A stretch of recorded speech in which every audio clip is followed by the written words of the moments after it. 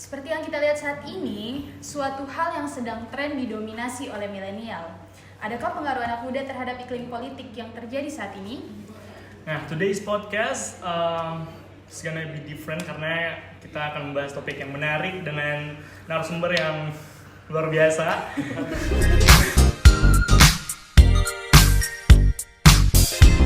Nama saya Muhammad Fauzan. Saya mewakili dari Orientis Muda atau pasangan Adama istilahnya ya. Bapak Muhammad dan pembantu dan Ibu pembantu. Oke. Bisa dipanggil apa Kak Fauzan? Saya sih biasanya sih bisa dipanggil Ocang, tapi selama Ocang. ada beberapa acara-acara di radio saya dipanggil Bena. Bena. Siap Kak Bena, siap. Ya, nama saya Gemintang Kejora Malarang, biasa dipanggil Titang. Saya mewakili paslon nomor 2 Abdurrahman. Oke, nah Titang. Ya, halo semuanya, saya Faris dari pasangan calon Dilan, Dengical dan Katya. Oke. Siapa lagi? Iya. Saya mewakili sama Pareta dari paslon nomor 4. Dipanggil Terserah Afik biasanya. Enggak, Afik. Oke. First of all, it's such an honor for us ya bisa ketemu dengan jubir-jubir mungkin. Kami yang terhormat. Iya. Kami yang terhormat. Ada kan Kak tanya-tanyanya nih. Di dunia politik dan kakak ini terjun di dunia politik bisa dikatakan lebih awal ya, muda ya. Nah, jadi terbesit pertanyaan sebenarnya apa sih motivasinya kakak untuk masuk ke dunia politik di usia muda seperti ini? Mungkin boleh dijawab sama Kak Afik dulu. Kak Afik. Kak Afik. Oke. Karena yang paling tua kayaknya kan? Ya paling tua tapi paling awet muda. Saji. Boleh. Apa tadi karena Motivasinya, Kak. Ketertarikan. Motivasi pasti ada motivasi dari diri sendiri, ada motivasi dari eksternal. Tapi ini diskusinya santai kan? Iya, santai juga. Relax. Tidak terlalu teoritis mungkin. Karena pribadi saya memang kita banyak diperhadapkan dengan hal-hal yang sifatnya politik di masa-masa kuliah mungkin. Yes. Kalau kita bicara anak-anak organisatoris di kampus, itu ada pasti nuansa politiknya. Kita mulai belajar, mulai mengenal. Iya, mungkin seperti itu dari awal. Kalau motivasi dari diri sendiri, ya mungkin karena merasa nyaman juga dengan faktor itu, mungkin merasa senang juga dengan misalnya kalau kita di kampus main-main. Kalau ada istilahnya ada momen politik untuk di wilayah internal kampus mahasiswa, istilahnya kita main kok main gitu kan, main kalau artinya kita ikut masuk ke dalam ruang itu. Nah itu saja. Politik karena situasi itu saja, lingkungan dan diri memang merasa nyaman seperti itu. Nah, jadi ke bawah sampai sekarang. Ke bawah, iya. Jadi kalau saya sendiri sebenarnya tidak ada alasan sih untuk tidak berpolitik karena di rumah tak saja misalnya izin keluar rumah tuh, saya mau izin keluar rumah ini sama orang tua, itu tetap bagian dari politik. Kau minta jajan, kau minta hal-hal yang lain, itu tetap bagian dari politik. Jadi saya rasa tidak ada lagi alasan sebenarnya untuk kita anak muda tidak berpolitik. Walaupun yang trigger lebih saya itu adalah karena saya berkuliah di Fakultas Ilmu Sosial dan Ilmu Politik. Oke, memang ini. Jadi itu yang membuat saya lebih tertarik lagi. Satria Jingga. Kang Faris. Ya, kalau saya memang dari kecil sudah familiar dengan dunia politik, berasal dari keluarga yang memang sangat politis. Tapi di luar dari itu juga mungkin karena itu juga ya, jadi nyaman, jadi familiar. Terus lagi-lagi juga saya kuliah di Fakultas Ilmu Sosial dan Ilmu Politik. Jadi memang seluruh masa hidup saya selalu diingatkan bahwa memang there's politics in everyday life, ada politik dalam kehidupan sehari-hari memang. Jadi rasanya sangat natural untuk masuk dan berkontribusi di dalam dunia politik. Saya lagi. Kalau saya pribadi itu politik menurut saya ya hampir sama tadi ini semua jawaban. Suatu kebutuhan. Berbicara tentang suatu kebutuhan karena apa-apa atau apapun itu akan berkaitan dengan politik. Mulai dari soal masalah ekonomi pasti akan berkaitan dengan politik, sosial pun juga dengan politik, dan edukasi pun dengan politik.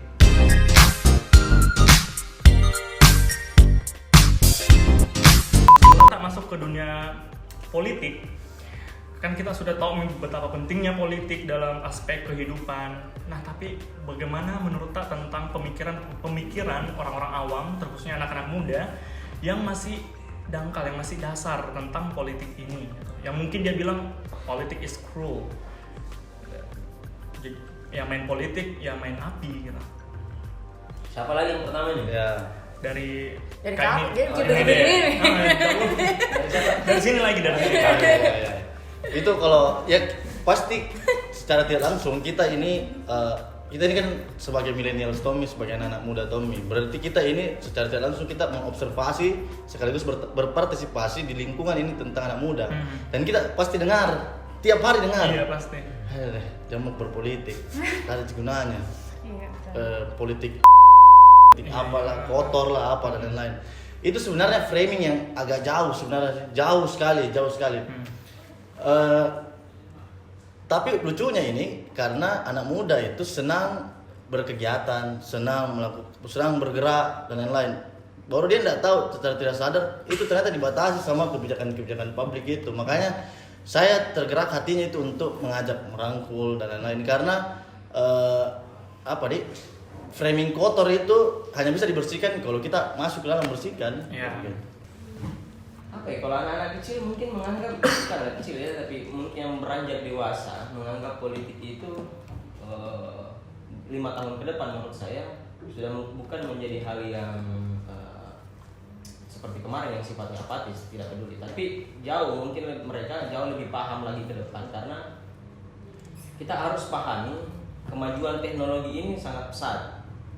Medsos di mana-mana sudah bahas juga politik, sekalipun rata-rata kata-kata orang influencer kalau bicara politik insight-nya itu menurun, tapi secara tidak langsung bahwa itu menjadi satu dogma bahwa politik itu penting. Kenapa dia sampai bisa masuk di media sosial?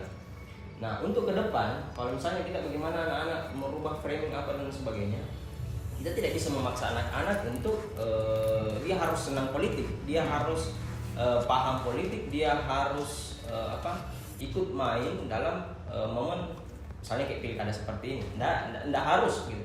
Tapi yang pasti dia harus paham bahwa politik itu menurut perspektif saya itu hanya ada dua, yaitu kebijaksanaan dan kebijakan. Kebijaksanaan mungkin dalam ranah falsafahnya ya. Tapi kalau dalam kebijaksanaan itu dalam bentuk pengaplikasiannya, sifatnya aplikatif. Misalnya tadi kalau kita bicara tentang dia mau buat suatu kegiatan yang lebih kreatif dan sebenarnya menarik, tapi dia tidak tahu bahwa itu dibatasi, itu sebenarnya tidak boleh. Kan itu adalah satu bagian daripada politik. Makanya perlu kesadaran anak-anak muda ke depan bahwa politik itu sangat penting. Jangan menganggap bahwa politik ini adalah mainan-mainan orang-orang terdahulu, mainan orang-orang tua yang mungkin kaya finansial, mungkin kaya dengan pengalaman, karena juga dia mungkin holistik dan sebagainya. Tapi perlu anak muda sebagai, kalau kita bicara peran, biasanya diskusi peran anak muda itu memang penting hadir di situ untuk merubah stigma, merubah cara pandang atau merubah framing tentang politik itu yang konotasinya selalu negatif gitu. Kita harus ubah itu. Ya mungkin kita ini hadir di sini bahas ini juga salah satu untuk bagaimana mencoba untuk menghapus jejak-jejak kotor itu, jejak kotor tentang politik. Begitu, Host. Oke. Tapi kayaknya yang di dalam studio ini juga masih ada yang berpikiran kayak gitu. Ini pasti. Pasti. Banyak kepala, lah. banyak pemikiran. Tapi sebelum Tak menjawab kakak yang ini, semuanya sebelum masuk ke dunia politik pernah pasti berpikir kalau Seperti politik yang itu sama. Setiap hari berpikir. setiap hari Oh, iya. sampai Bahkan hari ini juga kita sekarang Iya. lagi berpikir. Ngeri. Langkah keseharian kita itu kan adalah bagian dari politik. Nah, itu nih makanya sebenarnya yang salah itu bukan bahwa menganggap politik itu buruk atau Betul, jelek, iya. tapi apa yang kita lakukan ketika kita berpikir seperti Iya, itu, gitu kan? benar.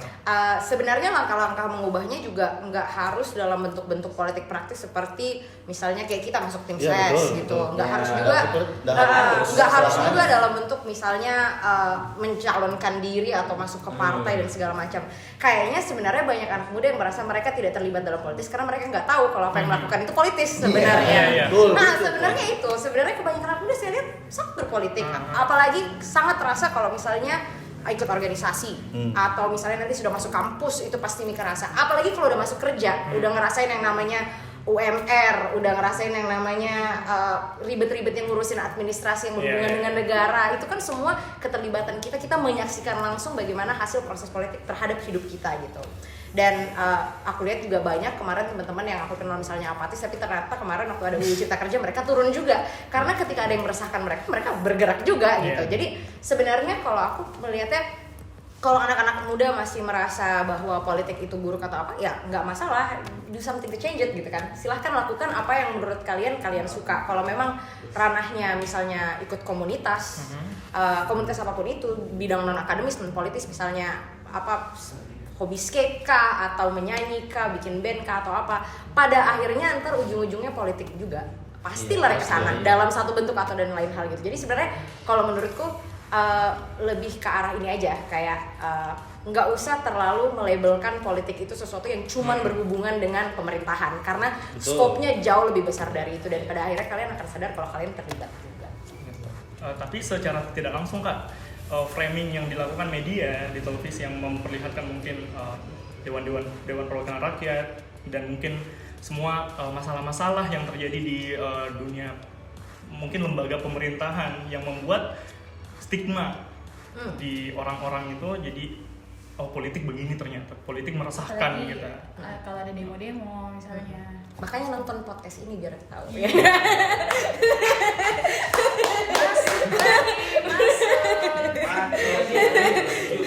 Kritis juga. Iya, betul, luar biasa. Sisa tunggu di TPS. Boleh Kak, pertanyaan yang awal tadi, yang pemikiran anak muda. Pemikiran milenial apatis. Saya rasa memang awalnya apatis, nanti lama-lama akan sadar sendiri dengan kondisi dan lingkungannya. Kenapa bisa saya bilang begitu? Saya contoh, bisa dilihat, saya ini orang apatis, tapi lama-lama akan peduli. Kenapa saya peduli? Karena akan berpengaruh ke depan. Bukan jika maco. Ini negatif kalau Ini pandangan orang lain. Nah itu pandangan orang awam ini.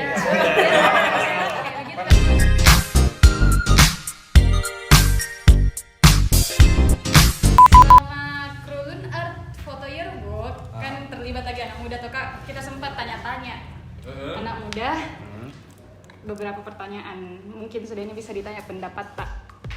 Nama saya Desire Saputra. Perkenalkan, nama saya Desriani Christine Saputri. Perkenalkan, nama saya Husnul Hati Mahagut. Saya Rajendra Binugraha. Saya Ahmad Jini Pendring. Nama saya Tarisa. Mutia. 17 tahun. 17 tahun. 17 tahun. Umur 17 tahun. 17 tahun. 17. Sudah. Belum. Belum. Sudah. Belum, baru mau bikin. Belum. Tahu. Tahu. Tahu. Tahu. Tahu. Tahu. Iya. Enggak tahu. Bentar. 3. 3. Enggak. Enggak tahu. 3 kapan? 3. Ada 4. Ada. Belum. Belum. Belum. Oke. Paling ikut di orang tua itu. Untuk pasalnya. Belum. Belum. Oke. Belum Kak. Macu-macu lagi kakak. Ya itu masuk, termasuk masuk bola. yang benar tadi. Iya, 1 dari Satu dia tahu. Iya. Tapi dia tahu semua bahwa ada momen Ada, dia tahu. Mungkin dari banner jenazah tuh Kak. Iya. Bagaimana caranya anak 17 tahun baru lulus SMA bisa mengerti tentang apa itu program-program kalau cuman misalnya dari nonton debat calon. Bahasanya sudah tinggi-tinggi, teknis, dan membahas undang-undang yang begitu jelimet yang kayak pasti di SMA apa jadi tahu dia. Dan wajar tidak tahu karena memang belum. Jadi kalau sekarang aku lihat sih semua paslon udah mulai mencoba menjaring, menyampaikan aspirasi dan pesan-pesan mereka kepada anak muda melalui juga portal-portal yang diarungi oleh anak muda, berbagai macam sosmed dengan berbagai macam cara-cara kreatif dan juga melibatkan anak muda. Tuh kita semua ada di sini kan. Iya. Jadi sebenarnya kalau untuk sekarang harusnya semakin sedikit alasannya anak-anak muda untuk golput. Karena setiap paslon berusaha untuk menyediakan wadah untuk mereka mengerti, bahkan bergabung dan berpartisipasi. Kalau kita mau bergabung ke nomor 2 hubungi saya. Promosi semua ya. Tapi memang maksudnya aku ngelihat semuanya memberikan wadah dengan organisasi pemudanya masing-masing untuk melibatkan siapapun mereka yang sekedar mau tanya-tanya aja juga bisa. Jadi karena pemuda itu tidak boleh satu kali disetrika, maksudnya disamperin, ditanya, tidak boleh. Dia harus berkali-kali. itu nih makanya jadi Dan ribet ya. Lumayan kan? memilih Maki nanti tanggal 9 Desember jangan lupa datang TPS. Jangan cigol. Ya, siapa modelan ini? Mungkin TikTok ke Afik. Ada lagi. Oke. Ngantuk Kak. Minum dulu Pagi, TikTok Kak. pagi. Sibuk sekali hari ini Kak. Apa tadi? Mengenai golput kan. Golput itu tidak penting ya sebenarnya dibahas. Bagi saya menurut saya tidak penting dibahas karena golput itu bagian daripada hanya mengkantor isu-isu yang mungkin di setiap momen ini bahas tentang itu. Tapi menarik apa yang tadi disampaikan oleh junior-junior yang lain. Kalau saya simpulkan mungkin lebih bagus kita bikin satu gerakan nanti atau kita buat komunitas untuk itu, untuk golput itu karena jangan sampai nanti di momen pemilihan lagi baru ada itu lagi istilah golput. Itu menurut saya tidak sepakat karena golput itu selalu diartikan ya sama tadi kalau kita merunut kembali tentang pembahasan sebelumnya kan sadar ya sebenarnya orang bahwa setiap langkahnya itu adalah bagian daripada instrumen politik yang pernah ada sebelumnya. Nah tinggal kita datang mencoblos itu menyumbangkan apa istilahnya ya menyumbangkan suara tadi untuk pemilihan nanti ke depan. Dan saya prihatin kasihan tadi sama anak-anak SMA itu yang belum punya KTP. Nah dia sudah berumur 17 tahun. Jangan sampai karena kesulitan mengurus administrasinya ya sehingga dia mungkin karena dari situ dia berpikir bahwa tidak penting jika ini deh Ribet. Apalagi anak SMA. Dia bersuara untuk golput mungkin seperti itu. Tapi kalau respon tadi dengan Reza Radian ya mungkin seperti itu juga bagian daripada ada beberapa anak-anak muda yang merasa bahwa kesulitan untuk pelayanan administrasi. Jadi kalau saya tuh berbicara tentang golput, ya kalau menurut kita Kak Afik saya agak berbanding beda lagi. Kalau golput itu menurut saya itu hal yang mubazir, karena satu suara itu sangat berarti. Saya tidak promosi ya, tapi ini penting. Tegas, mau dipertegas. Ini buat kita semua. Biar jelas diulang lagi. Buat kita semua aja, buat kita semua aja. Kenapa saya bilang? Karena kita ini yang akan menentukan 5 tahun ke depan untuk daerah. Kalau kita sia-siakan, kita bersikap bodoh amat, acuh tak acuh ya, berarti kita tidak sayang dengan daerah atas sendiri, ya kan? Dan tentunya tadi melihat juga sikap-sikap anak SMA ini, ya saya hargai, tapi itulah namanya proses. Nanti mungkin lama kelamaan baru tahu bagaimana. Tapi kita tidak bisa biarkan. Makanya tadi saya bilang ada mungkin gerakan komunitas ke depan. Nah, itu bisa kita bicarakan nanti. Apalagi misalnya sekarang dari rilisan hanya persentasenya 30%. Iya. 30% yang tidak datang. Mungkin baiknya Menurut sebenarnya KPU. pendidikan politik dasar tuh harusnya udah masuk dari Iya, SMA. harusnya dari SMA. Dari sebelum mereka jadi pemilih. Cuma dia maksudnya kayaknya di pelajaran sosiologi gitu. Iya. Tapi tidak juga kayak kuliah sih baru betul-betul. Iya, kuliah belum. Kuliah juga betul-betul.